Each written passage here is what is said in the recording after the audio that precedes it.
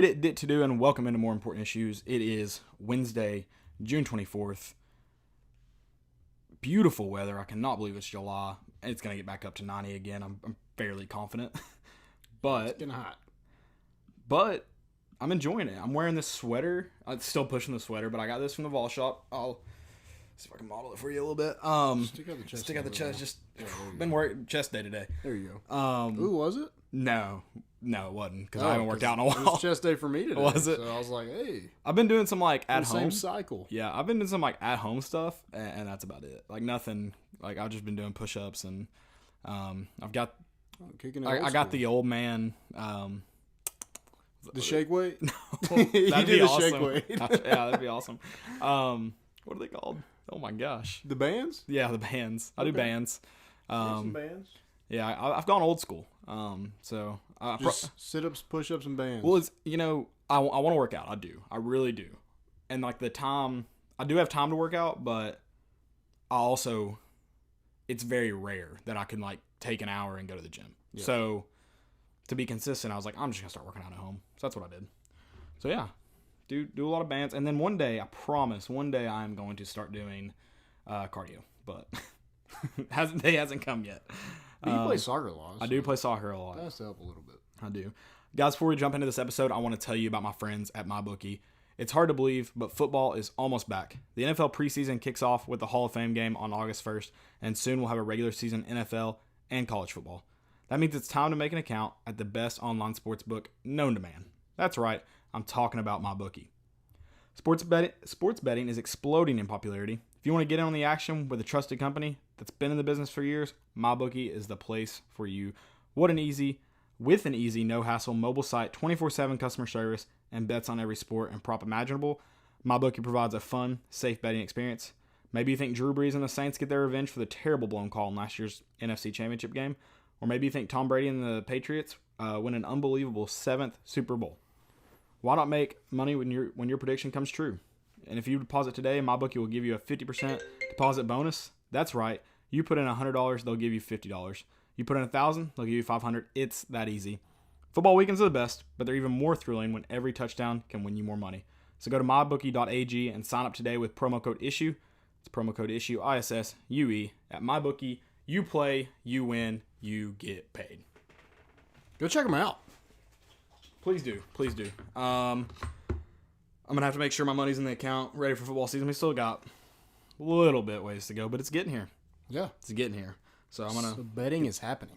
Yeah, I'm going to get that taken care of. I think I told you, I might have said on the show, I'd like to get into baseball, but I haven't yet, so I'm not going to do that this season, obviously. Maybe next season I'll do some research in the winter and maybe some spring training, and there you go. And try to get into it. Guys, as we go through the show, comments, questions, you can leave them throughout the show, or we'll even do a little segment at the end, and you can get all your comments and questions on in there. We'll tell you when that's coming up. But if you do drop them through the show, I'll try to keep up. We'll try to do them. I also have a huge favor for y'all to ask. Go to iTunes right now. Not right now. Go to iTunes tomorrow when this episode gets there. Subscribe to us. Rate and review us. You can, maybe warn the people that we do have faces for radio, so tell them not to watch the live show. I'm just kidding. Definitely watch the live show too. But we definitely have the face for podcast. So yeah, leave us a review, please. A great one would be nice too. Yeah, thank you. I would really appreciate it. Yep. And we also have some big news. If you follow us on Twitter, which I assume how you got here, you do. New content, new writers, new people, part of the More Important Issues team. Landon's going to tell you a little bit about them real quick. Yeah, so I'm just going to mention who we have writing for us and kind of what they're covering. So just keep an eye out for that, and you can follow them also. Mm-hmm. So we have Dylan Scott, who will be covering football for us. Peyton Younts will also be covering football. Trent Lawson will be covering basketball. Austin Brown will be covering football. Charlie Howard will be covering football as well, and maybe doing some Lady Vols for us. That'd be cool. Yeah, we're really working hard to try to cover all sports and making sure we've got everything on campus all the time covered. We're trying to bring you 24/7 content starting with the 2019 football season, and we're trying to get a team together to do that. we're really excited about this team. We think they will help us get there. That's why they're here. Yep. And so we have Dylan Taylor that he will be covering baseball and some football recruiting, and then Malik Allen we have doing basketball, and then Dakota Robertson will be doing basketball and a little bit of football on the side. So got some mix and match, covering a couple of sports. Hopefully we get more people to do other sports. That and a lot of people don't cover. I didn't release an article yesterday. I'm going to be working through the season, kind of hitting on. I'm not going to have a specific sport, but since we don't have everybody for every sport, we do have them for the main sports. I will be trying to kind of hit on those lesser, not only football and basketball and baseball, but also those lesser, I guess, published sports. Try to get them out there more. Yeah, So, I'm also going to try to write every once in a while. I like recruiting, so I'll probably stick with a lot of recruiting, probably a lot of baseball as well. there you go. Super excited about that. Make sure you go to armchairamericans.com. Check that out. Obviously on Twitter at @more_issues. And you can find all those guys on our Twitter. You can find all those articles recently on our Twitter line. So check them out. Yeah. Let's jump into this episode. Man, there's not much football to talk about, but we're going to find a way to talk about it. Absolutely. Next Friday, we are a little less than a week, or a little over a week away, excuse me.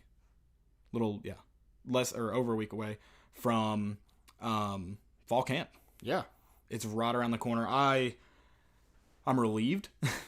I want it to get here. I can see every day the hype of Tennessee football growing and growing. I don't like it. Let's just get here. Let's just start playing before the hype gets too much. I mean, it happens every year. It does, yeah. You start talking yourself into 8-9 wins. Reality sets in right before the season. And then the first game gets here and you're back to 8-9 wins, maybe even 10 wins. Yeah, I don't know how we do it every year, guys, but we do it. Yep. We'll continue to do it. We'll continue to do it. If we win 15 games this year, we know it's not going to happen. I can't imagine what the expectations would be next year. Oh, I'll be in jail, no doubt. No doubt.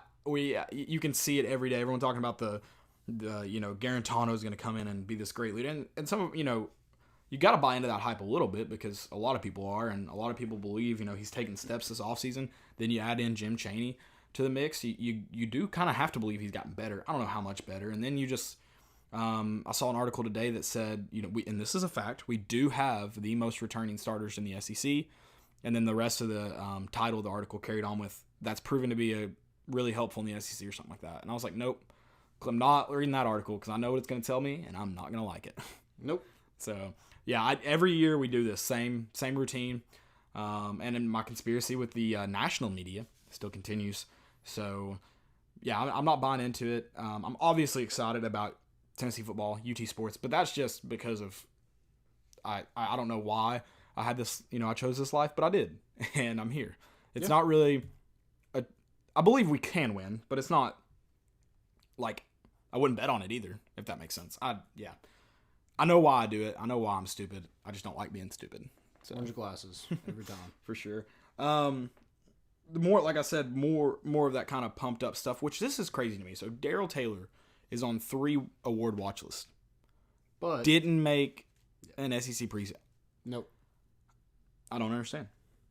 So let's get into that real quick. Can you pronounce these names? Yeah, kind of. I meant to Wikipedia them, those bad boys. So the Nagurski Let trophy? me know what you think about Landon's pronunciation since he's trying. Nagurski. That goes to the best defensive player. So they actually, with those, they pick a high school, college, and pro defensive player that wins this award. So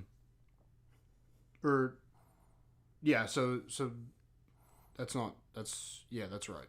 And since 2014, it has been a defensive slash linebacker that's won that award. Wait, so in college, it's a defensive award? Is that what you're saying? Or it's not a defensive award? it is a defensive award. And a linebacker's won it the last. Yeah, a linebacker slash DN, so edge rusher just Darrell Taylor. Gotcha. That's why I point that out. The Butkus Award is the best linebacker, and then the Bednarik is the best college defensive player. And like you said, Darrell Taylor has been added to the watch list of each of these three things and was not put on a SEC preseason. And they had 3 teams. Yep. That's what blows my mind about it. It's not like he just wasn't in that, first and second mix, which after, even after the year he had, he probably should have been. But even, on the top, nowhere in the top 3, come on. Yep. Come on. So the Butkus Award, I do apologize. I stand corrected. That's the one that has a high school Gotcha. Okay. pro and college player. Makes sense. Yeah, I think Josh Allen won the Nagurski Award last season. Like the Buffalo Bills, Josh Allen? Yeah. No. Kentucky. I kid. Yeah, I mean, I don't understand how. I mean, is it the SEC media trying to keep us humble? Are they trying to help us, Vol fans? The SEC media? Yeah. They're like, we're not. No, like Callaway accidentally snuck on there. They forgot he played for Tennessee. Yeah. They were trying to help us out. I think because he had dreads, of course. They thought he played for Ole Miss because of that graphic. Yes. That's why they got confused. Yes, absolutely. That makes sense. Okay. That makes sense. I just don't get like how the returning SEC leader in sacks does not make a preseason team. Yeah, I don't understand it one bit. Who's voting? I want to know who votes because somebody picked us, so I want to know who that is. Somebody not only picked us to win the East, they picked us to win the whole damn thing. It was that Richard West guy, that fake account for, I think it says Richard West KNS. It was that guy. Okay. I think he did it. I think it was Matt Jones. Oh, he's just like, he was like, oh, this would be hilarious. Yeah. That's Matt Jones getting back at us. Okay. That's funny. I think it was Barstool, Kentucky, tweeted an account of, speaking of Kentucky, of Tyler Hero shooting, and they called him a walking bucket.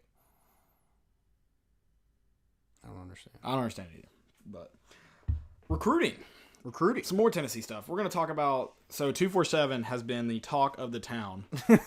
And, hey, what they say, there's no such thing as bad publicity, at least not to everyone but Tennessee fans. I mean, they might have seen a significant drop in Tennessee subscriptions. Yeah. Because, I mean, I've never seen Vol Twitter. Well, if you notice, take it easy on the past couple of days, they've put out there, if you buy a month, you get 2 free. Probably just for Tennessee fans. Exactly. That's what I think. Because, I mean, they will not take it easy on a soul. Yeah. They dropped the ball. Yeah. Proud of you guys. I mean, I'm with you. Don't do it. I'm not telling you to boycott them because I don't want Ryan Callahan to come after me. Right. But you do you. You do what you believe in. That's all I'm saying. Yeah. I mean, I do think it's weird that Harrison Bailey won the Rivals Challenge. He was the MVP of the Rivals Challenge.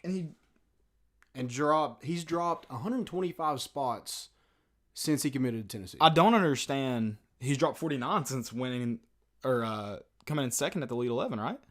So he did not. I don't know. That was not in order. Okay. But he was in the top group. Yeah, I don't know. So he dropped 247 picked him outside of the top 11, which that doesn't make any sense because he was in the Elite 11. He literally competed in the Elite 11. I mean, I don't understand if he dropped like 6, 7, let's even say 15 spots. Okay, maybe 49 spots though since then. Yeah, that doesn't make sense. And I want to point this out. This is all during. He hasn't played a game, and he's dropped 125 spots. Why are we putting so much emphasis on camps and not actual games played? That doesn't make any sense to me.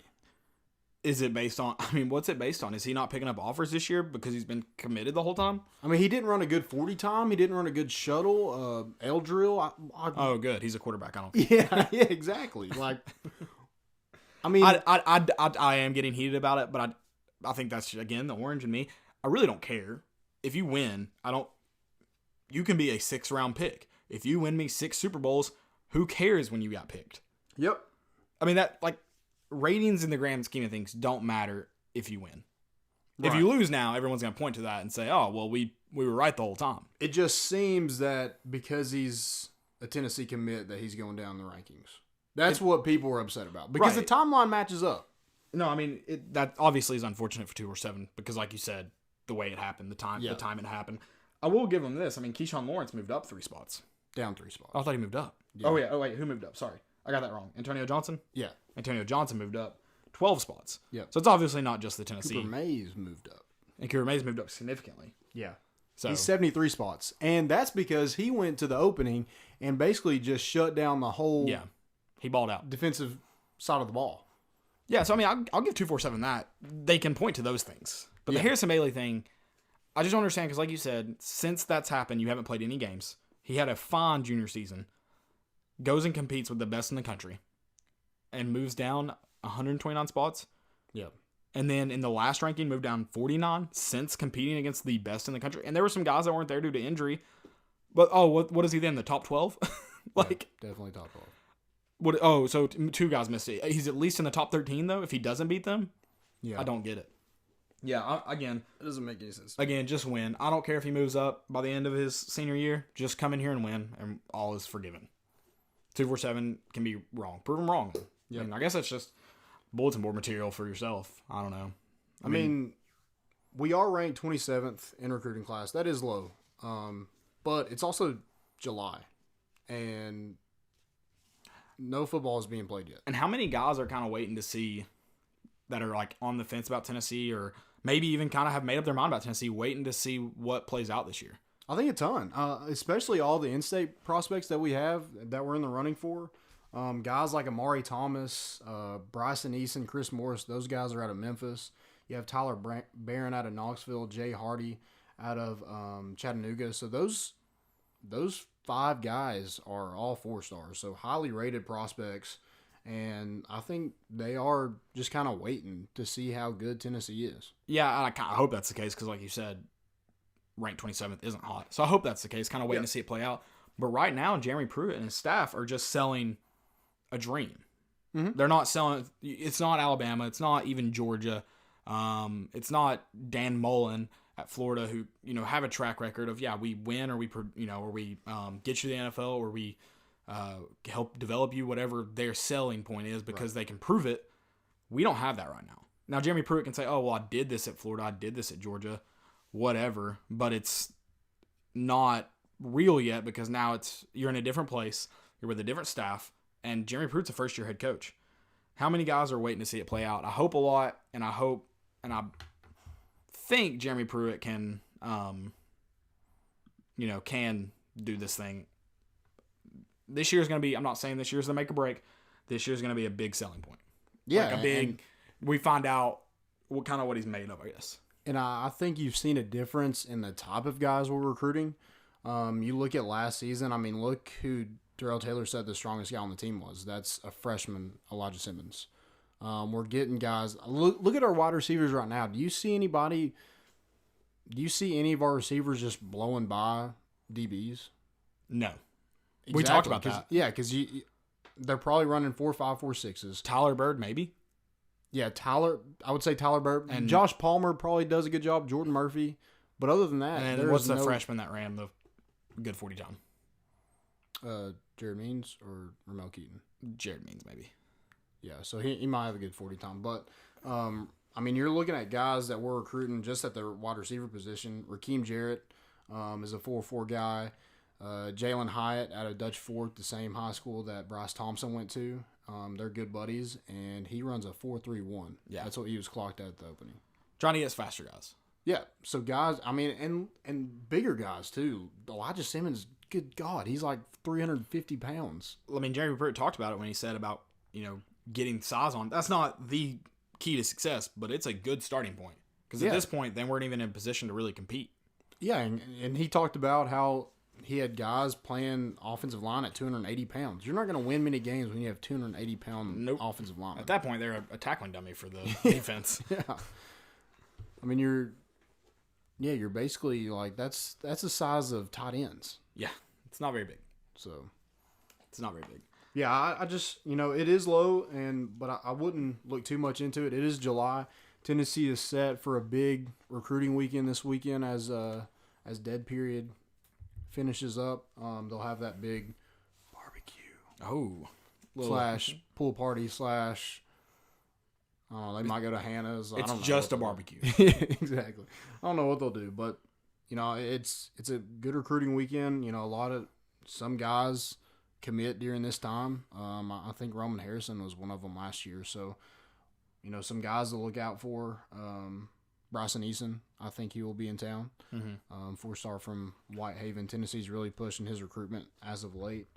And then, like I mentioned earlier, those in-state guys, Tyler Barron, which I think he's more of a wait-and-see kind of guy. He's from Knoxville, so I think getting him on campus is not going to be very difficult at all. So, Right.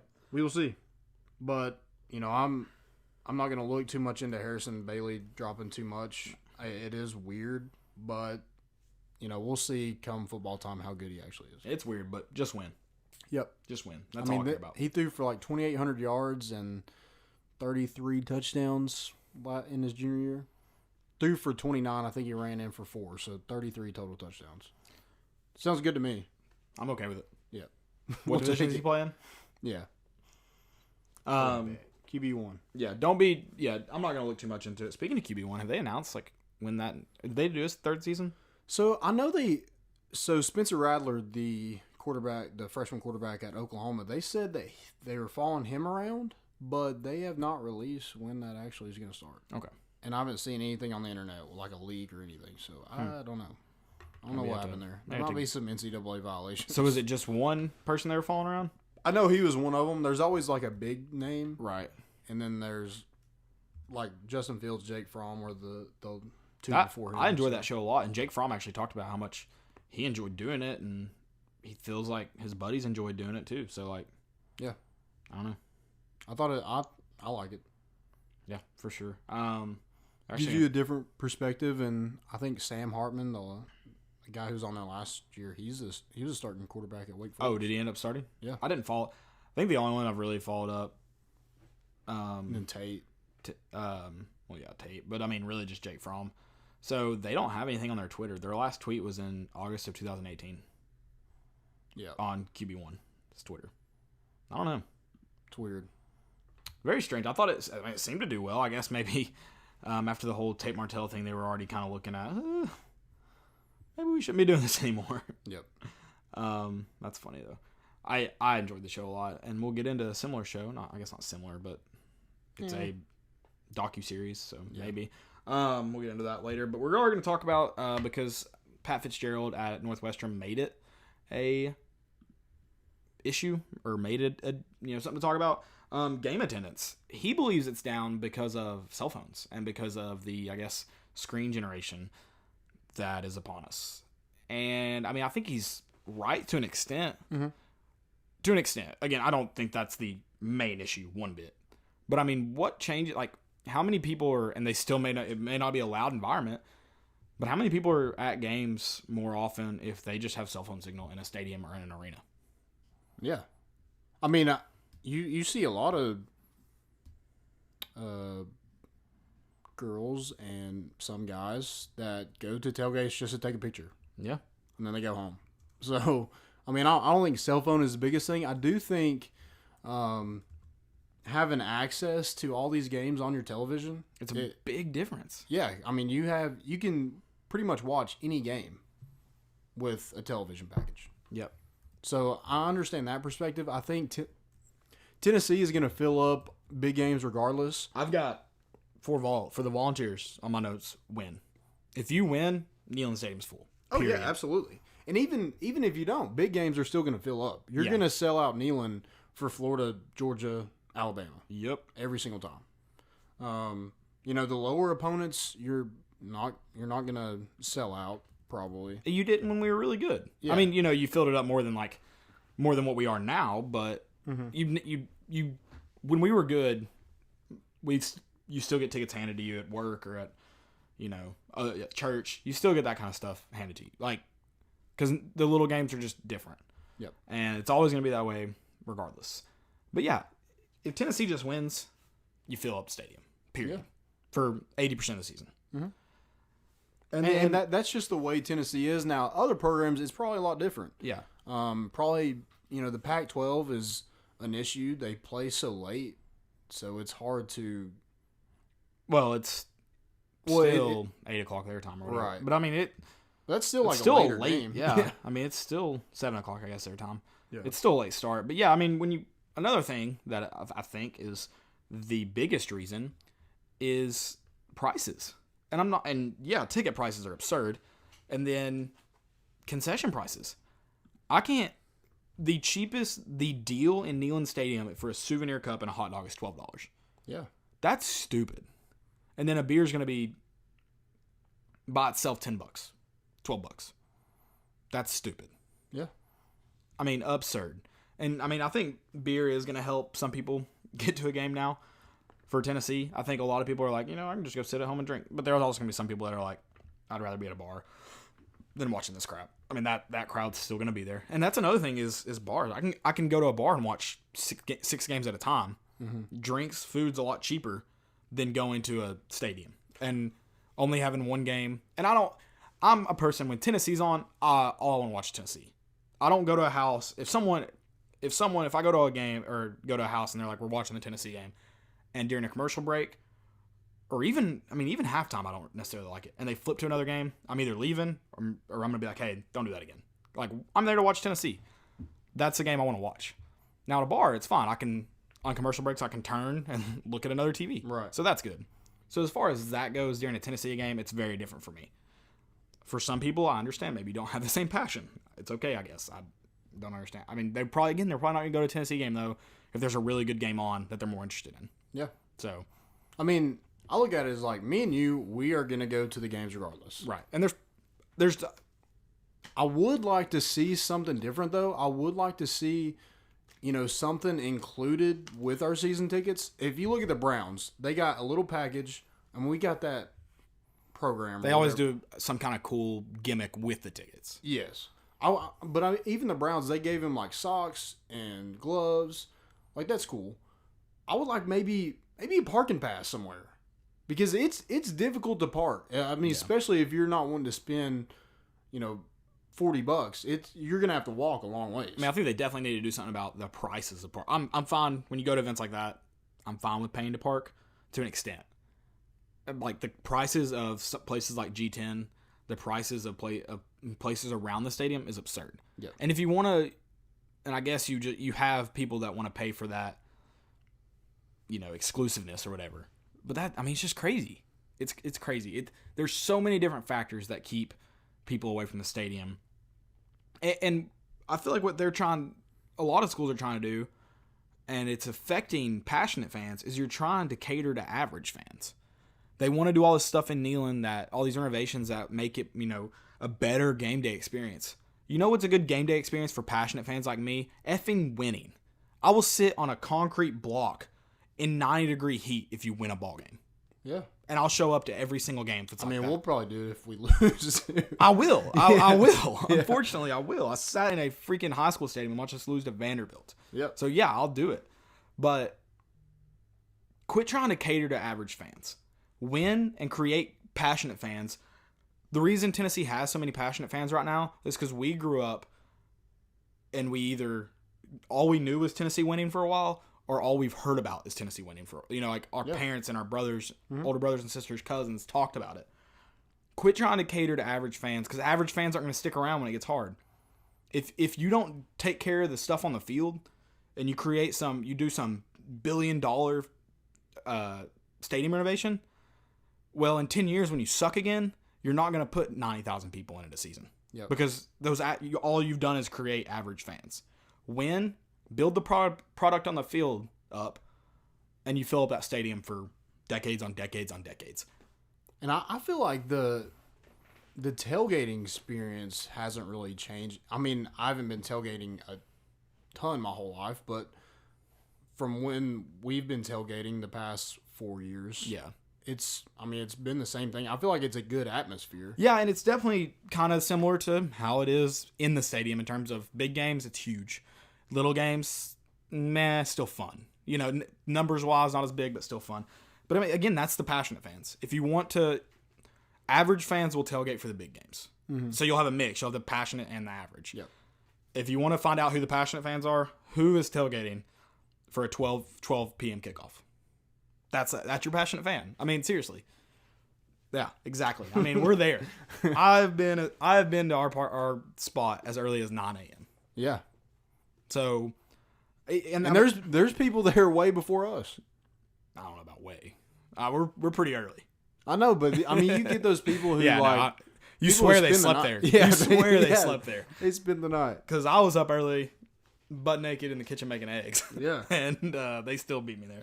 But yeah, I get you got to sell the product. You got to do that. But your product's not going to last long if you're catering to the average fan. Yeah. It's not going to last long. Do what makes passionate fans, because you're in a very different business. You're in a business, but you're in a very different business. Cater to the passionate fans, and you will cater to the average fans if you win. Yeah. The average, because especially in this Instagram culture, in this social media culture, if all these average fans see all these passionate fans having fun at games, taking pictures, videos, traveling across the country, you know what those average fans who want to be around that do? They do the same thing. Yeah. So you'll cater to the average fans, Absolutely. But cater to the passionate ones first. Make season ticket prices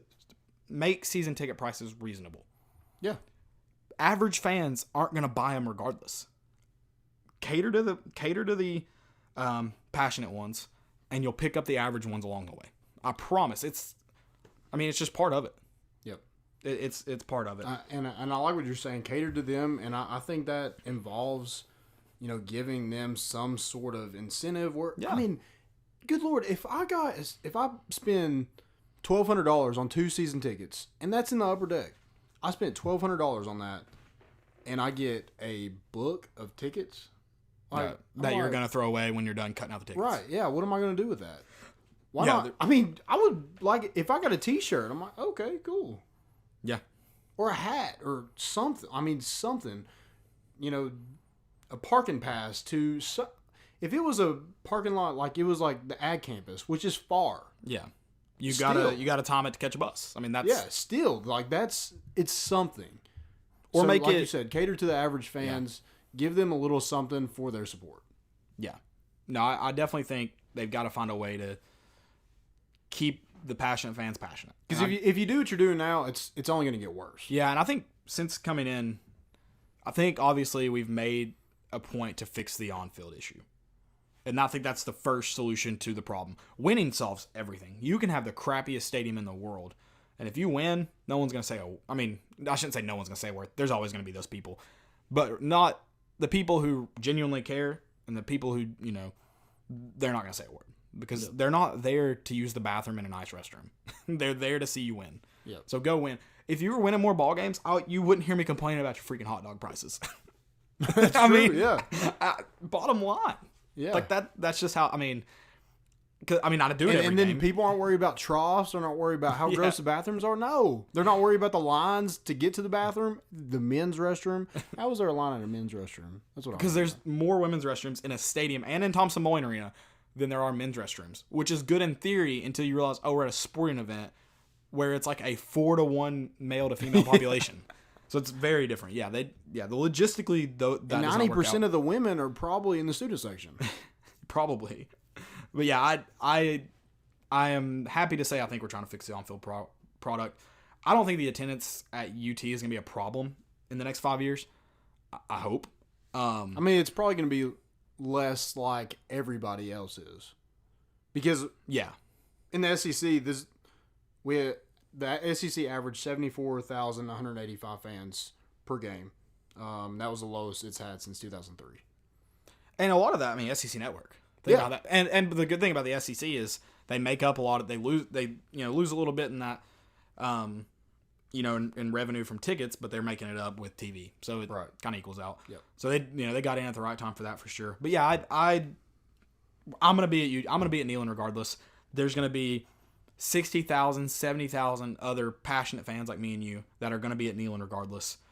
Just win. We'll show up for every single game. We'll come to a few away games. And I promise when average fans start seeing how much fun we're having, they'll show up too. Yeah, that's just how it goes. Let's move on. Stay on that for a while. I can get on a tangent. Real quick, I had a question on here. Will Crouch play defense or offense? I think because of the need, he's going to be on the defensive side of the ball. Yeah, absolutely. They're just not... unless the injuries, that may create a need on the offensive side of the ball, I see him playing linebacker. Yeah, I think that's where he's set up for success. You look at the NFL, do you see any guys his size run the football? Right. It's different, for sure. Both agree on that, and I think that's the way it's going to be. Guess you'll find out more in fall camp, though. Yep. We're all going to touch on Last Chance U. I know we just talked about QB1, so I said something similar to QB1. My first initial thought of the new season F Jason Brown. F him. Yeah. I can't stand him. He's a shithead. If you love players, you love kids, you don't talk to him like that. I'm sorry. No. You can't. No. It's the same thing I tell, some of the...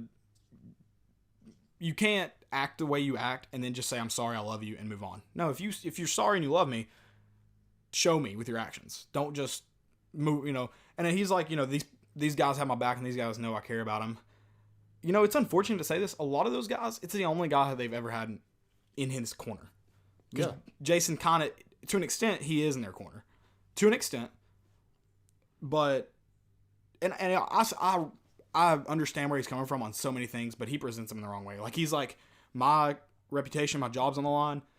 If you mess up, you're out of here. I get that to an extent. But, there's so many other ways to solve that.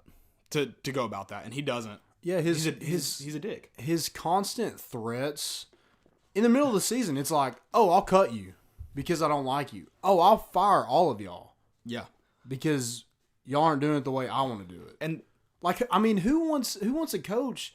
Who wants to coach for somebody that's you have to walk on eggshells for? If you can't disagree with somebody, and be scared for your job, that's not going to work. And you're not going to win any football games like that. Defense coordinator, he fired him. I don't really think we understood that full story. And at least I understood that he fired that linebacker coach because he wasn't doing his job, like checking rooms. Fine, fair.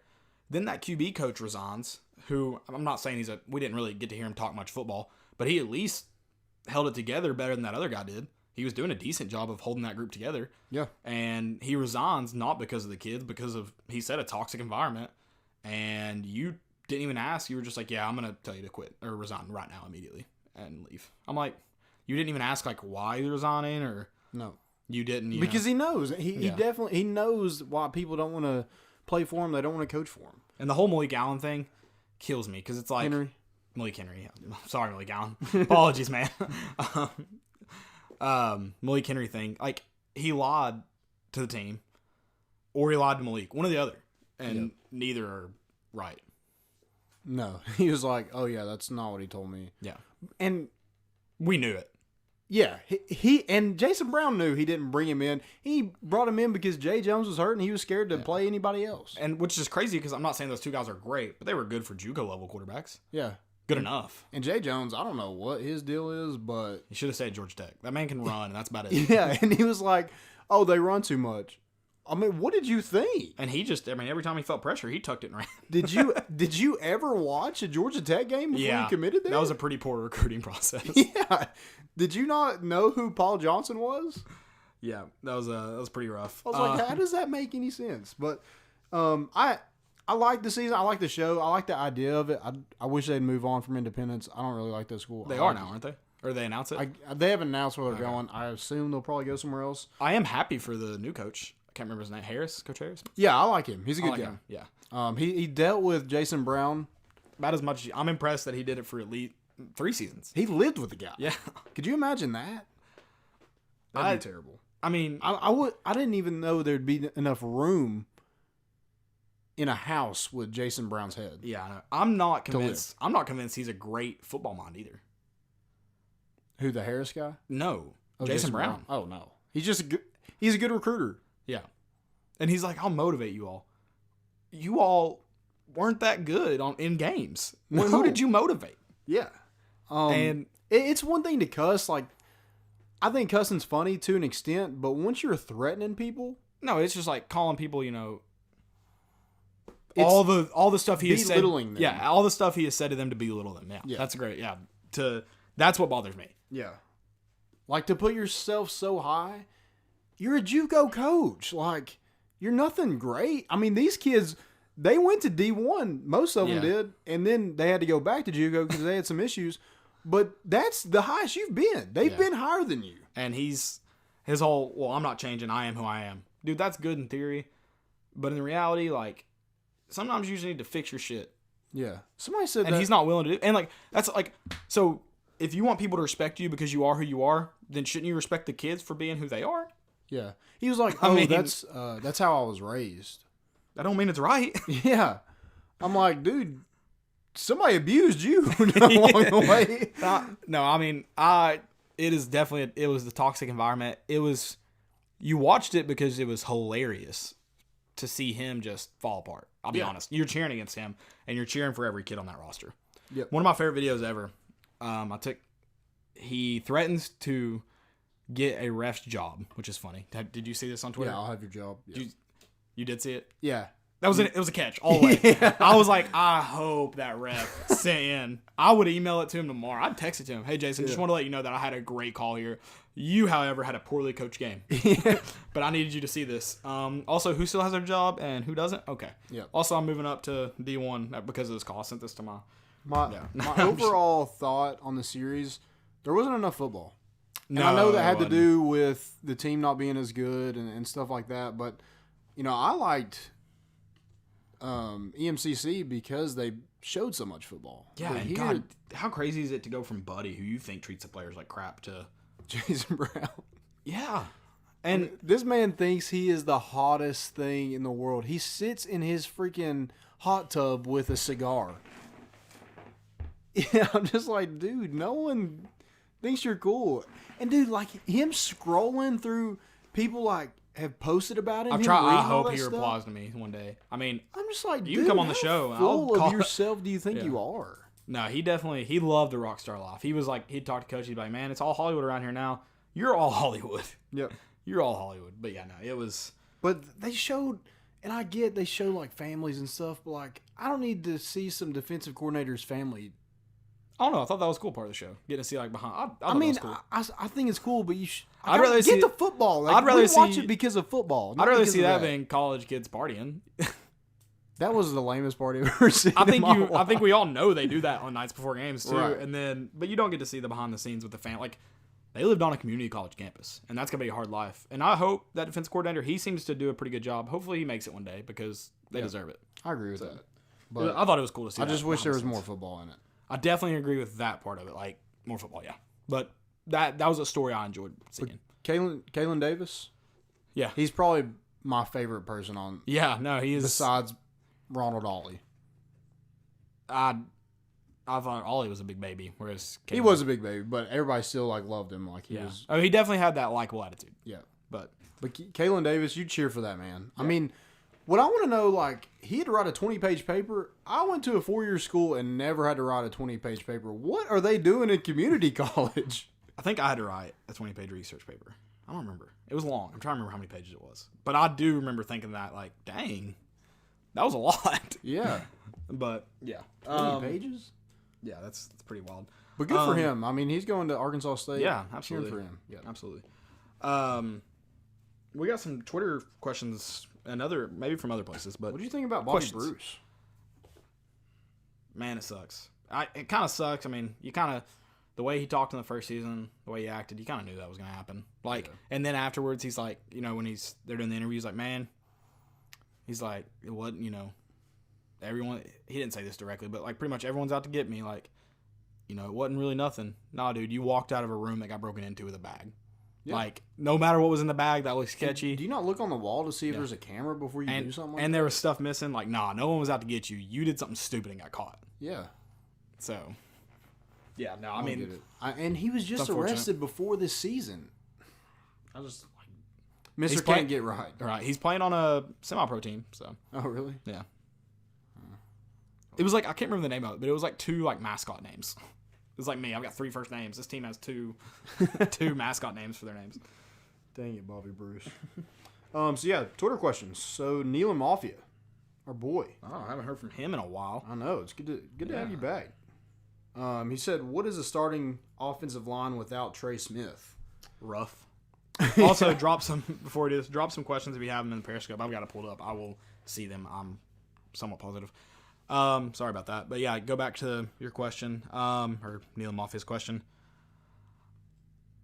It's hopefully better than last year because you did bring in some talent, but that's all freshman talent.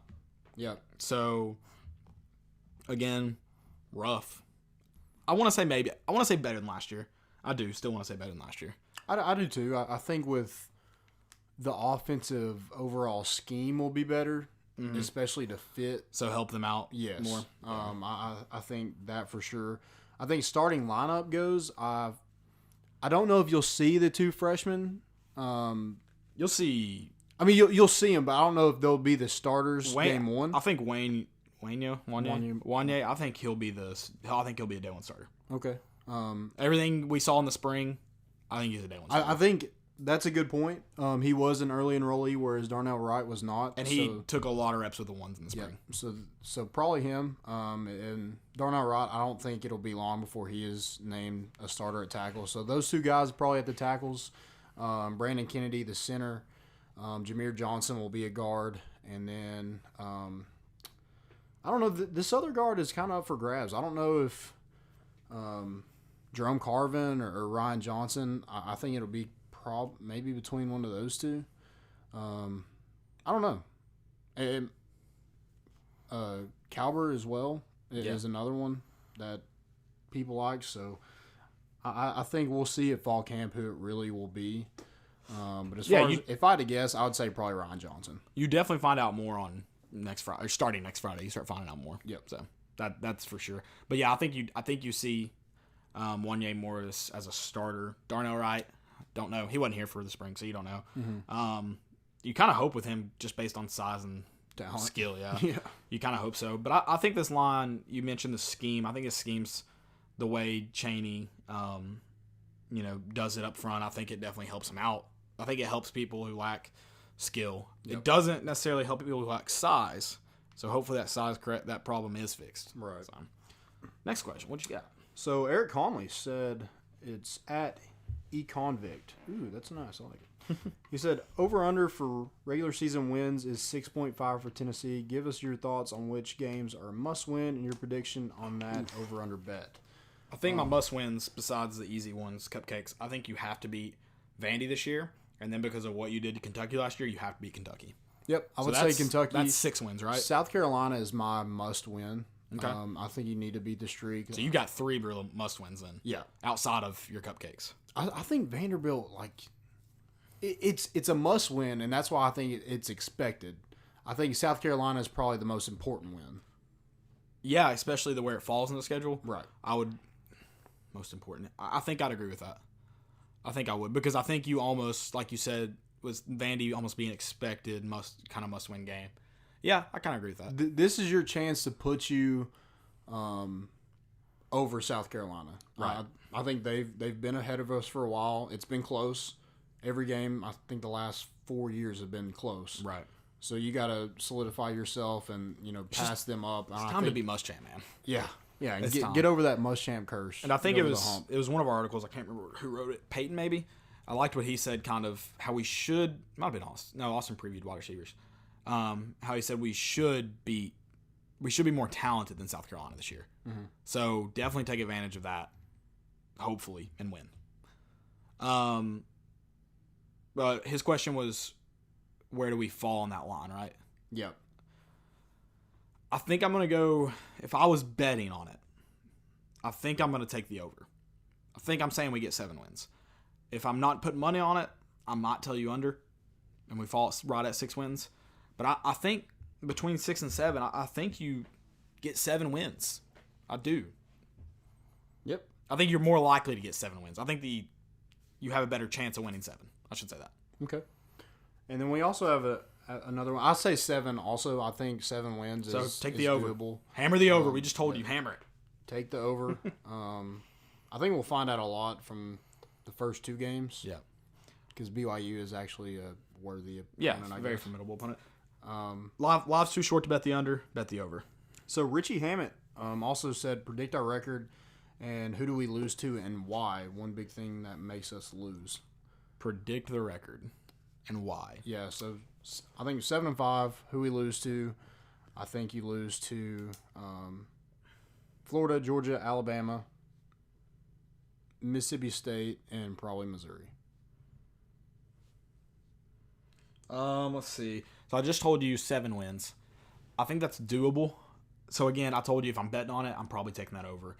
But if I'm not, if we're just sitting here laying out wins, I might say 6 losses. Okay, and a bowl win. Yeah, maybe. I mean, I'm still. Yeah, maybe. I'm just saying, I think I could see us potentially losing that BYU game. I agree with your losses. I could see us losing either BYU and maybe South Carolina. Yep. just where it falls in the schedule, I think it is a big chance to grab a good win, but I think it's also a chance to where you could win, you lose because of where it's out on the schedule. He said predict scores of all games. Scores, I'm out on that right now. Yeah, I'm not going to do Maybe. that right now. I'll after the first game, we'll start predicting scores and stuff. Maybe we can do that right before the first game. Yeah, and just kind of do see it each week. Yeah. But yeah, I think I'm gonna. Again, I told you, I take that over just because I think there's a better chance of us winning 7 than 6. I don't know, versus 7 and 5 or 7 wins versus 5 wins. I don't know, but I think if if you beat like a South Carolina, you go and you win out there. I do. Whereas if you beat BYU, doesn't help you win any more ball games. Right. So yeah, that's why South Carolina is my most important, where it falls in the schedule and what it means going forward. Right. I agree with that. So yeah, somewhere between I think I agree with all your wins and losses, and I maybe throw BYU in there. Okay. Yeah. So we have another Twitter question. Thanks for the Twitter questions. Yeah, we appreciate that. Twitter Do that every week. Yeah. Every week. So at Craig every episode. Craig DeBell. Yeah, I think I said it right. He said, "Who's most likely to have impact at tight end behind Dominique Wood-Anderson?" Oof. That's a good question. I think when we previewed, we kind of said that was a toss-up. I think it's Austin Pope's kind of job to lose to the freshman. Yeah. And maybe Jacob Warren. He's had a good spring. He's put on some weight, so we'll see kind of where he's at in his development. But I will say, watching Jacob Warren at high school, if he puts on weight and has the size for a tight end, he would be a really good tight end. Yep. So I think I agree with Austin Pope, just because that's all we know right now. But I think Jacob Warren has the potential there if the size factor's fixed. Yep. And he's got great hands, athletic. Jackson Lowe and Sean Brown came in and they fit that mold of what Jeremy Pruitt wants in a tight end. Mm. So I think it's Austin Pope's job probably. But as you saw last year, there wasn't too much production out of anyone besides Dominique Wood-Anderson. So, and even his production was pretty light too. Yeah, and I don't see it happening very much this year. Right. I agree with that. Is that it? I don't know. You told me.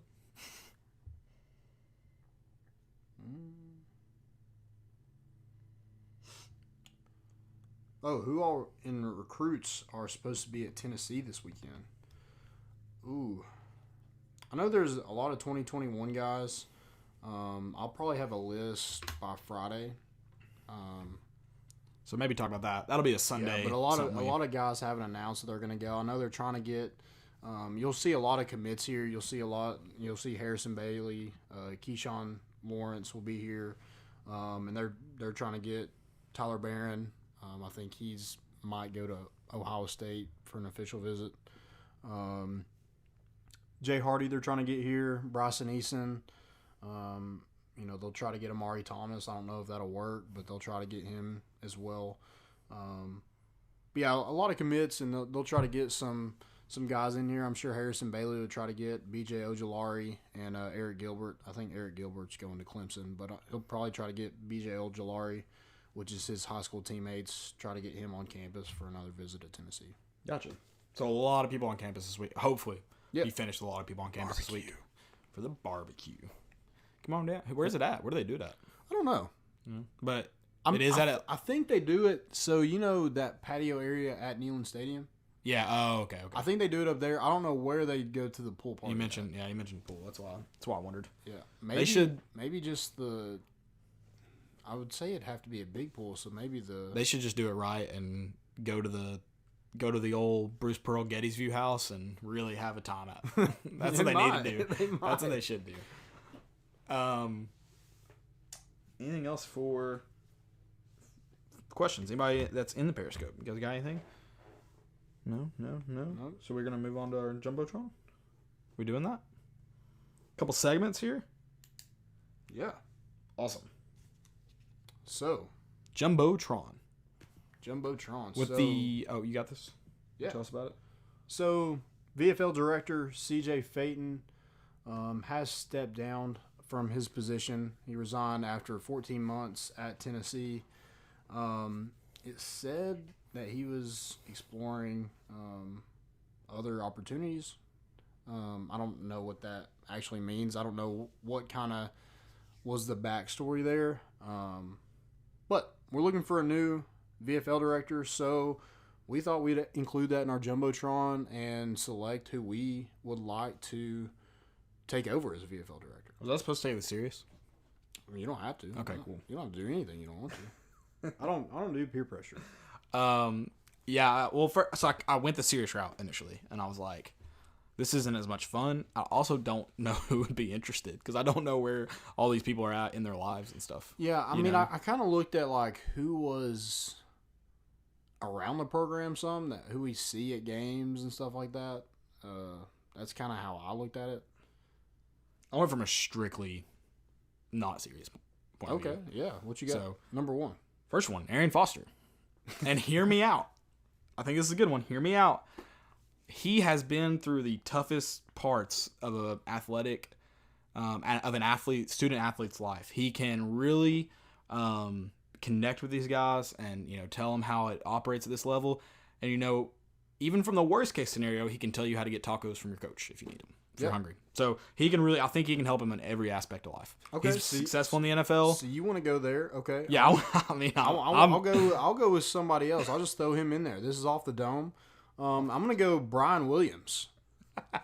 Yes. Brian Williams loves the fat white women. Who doesn't? Exactly. Who doesn't? So he likes fat white women. Thick.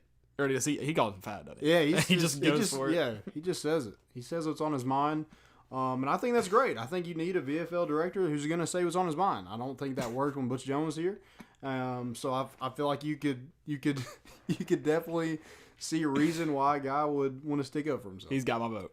Yeah. So Brian Williams and the VFL coordinator. I think it needs to be not just football. I think it needs to be all. We definitely need to expand it. Yep. I get expanded later. Don't worry. My second one is Travis Henry, another guy who and our good friend at the Knoxville News Sentinel, John Adams, is that his name? President? Is that his name? John Adams is the guy who writes it. It is? Okay. Yeah. He said that guys who leave the program early or stuff like that shouldn't be considered VFLs, but people like Travis Henry, and he laid out all these things that a VFL requires, and it's good character and all this. Travis Henry, guys, has 14 kids. He owes hundreds of thousands of dollars in child support. I think he's been arrested for cocaine possession a couple times. Nice. Crazy stuff. But at the end of the day, he's been through the experiences of life that student athletes are going to experience. He's obviously been with the ladies. Obviously. If you don't know how babies are made, I'm sorry. Can't help you there. Yeah.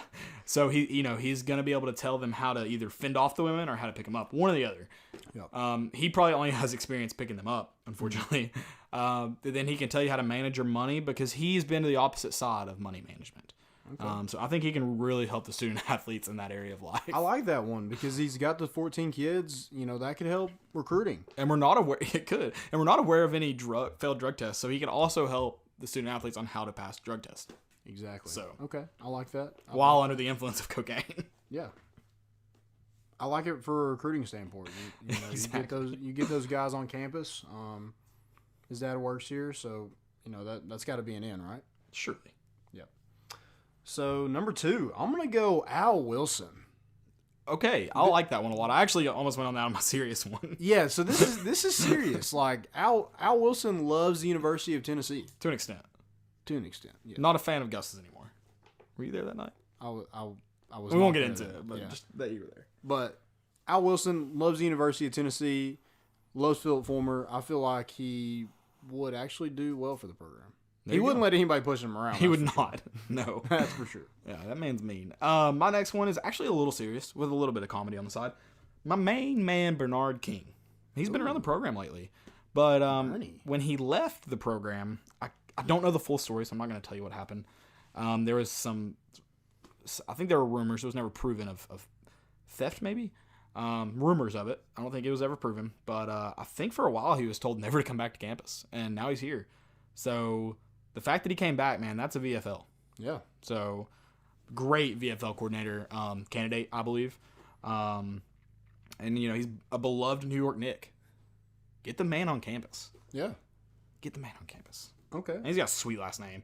I love the last name King. That's awesome to me.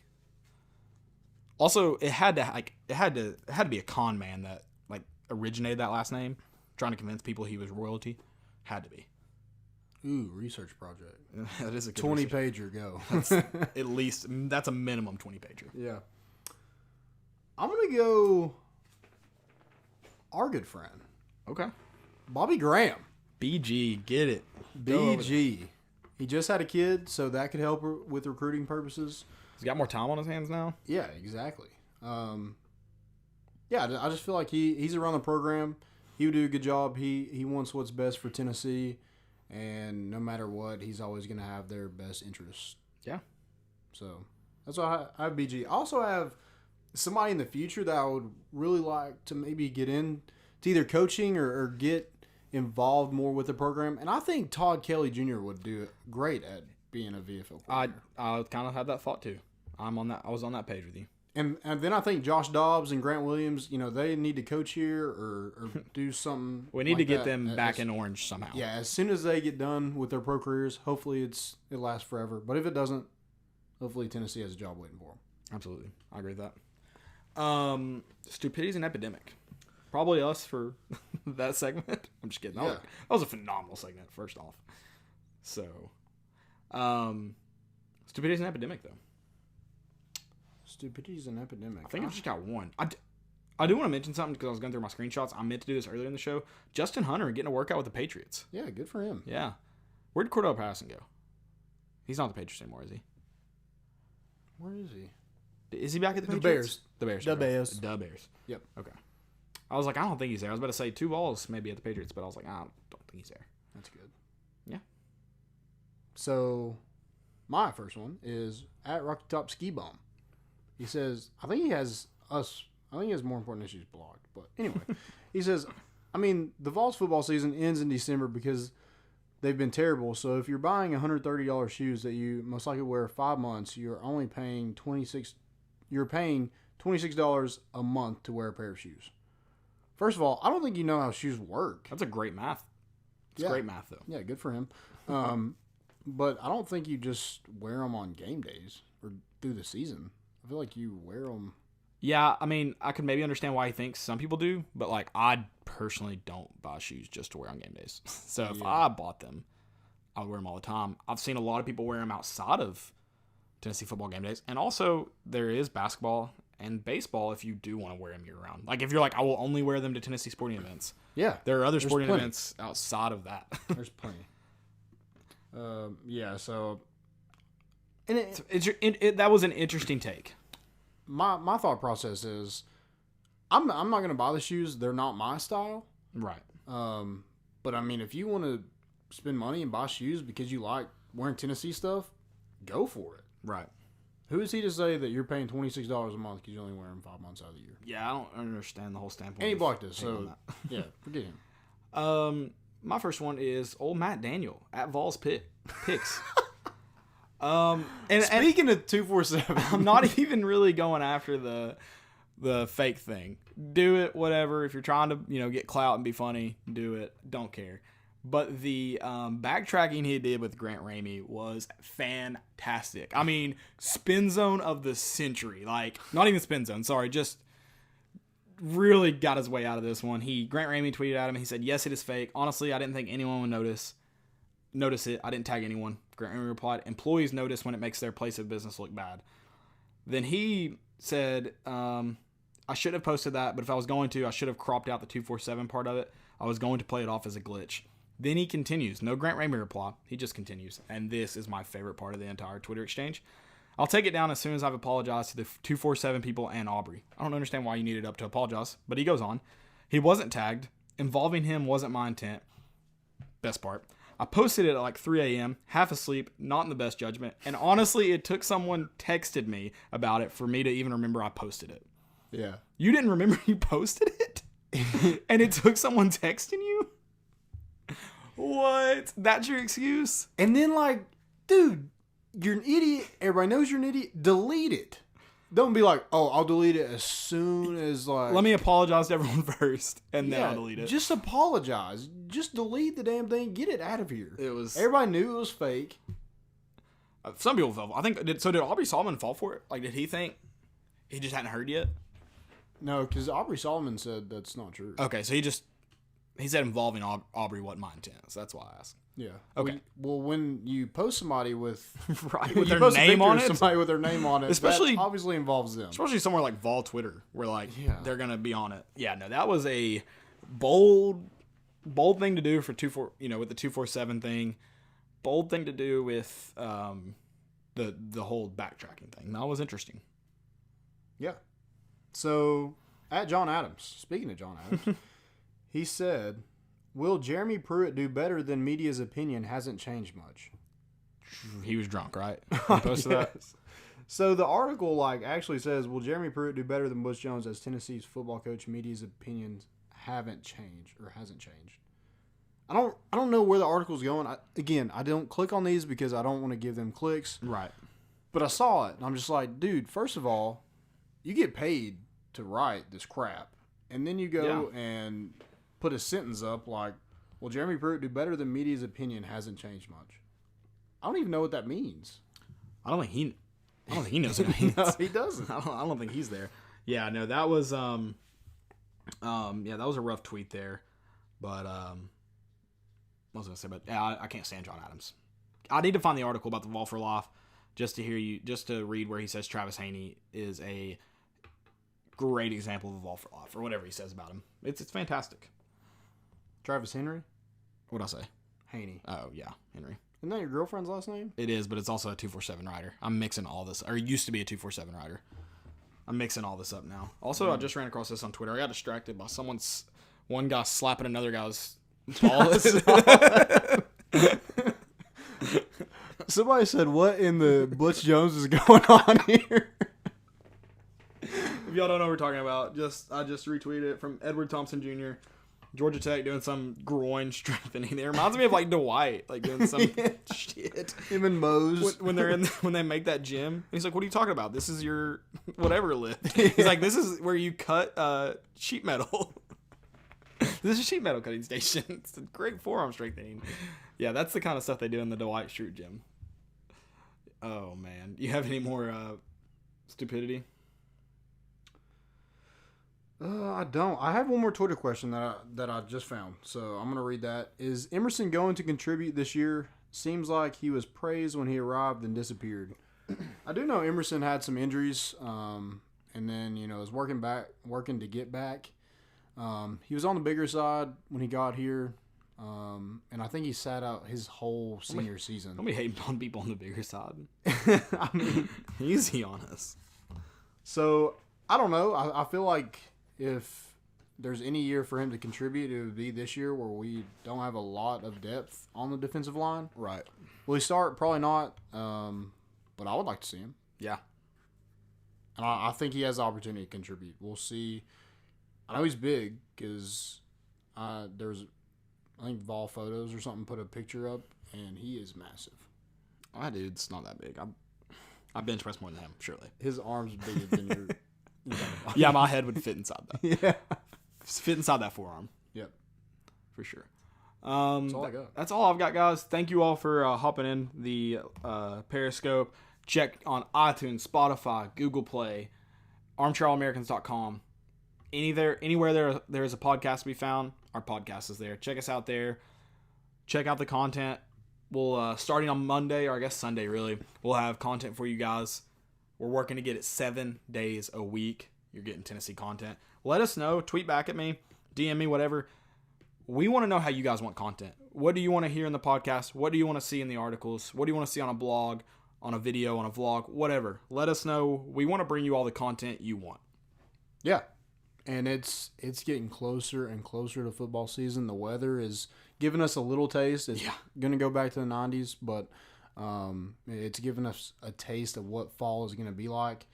So just enjoy our content and, interact with us. That's what we're here for, to interact with you guys.